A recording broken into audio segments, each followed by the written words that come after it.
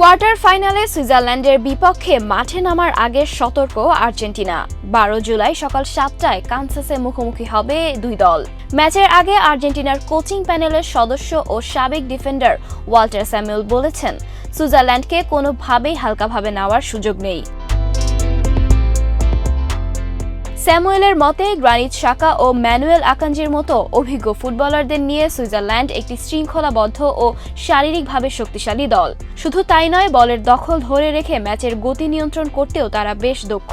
তাই প্রতিপক্ষের শক্তি দুর্বলতা বিশ্লেষণ করেই পরিকল্পনা সাজাচ্ছে আর্জেন্টিনা। হিউস্টনে রকিং টেস্টি, সীমানা ছাড়াও নিজেকে হারাও। তবে শেষ 8-এ উঠেই থেমে থাকতে চায় না বর্তমান বিশ্ব চ্যাম্পিয়নরা।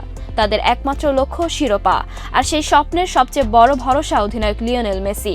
এখন দেখার বিষয়, সুইজারল্যান্ডের বিপক্ষেও মেসির জাদুতে সেমিফাইনালের টিকিট নিশ্চিত করতে পারে কিনা আর্জেন্টিনা।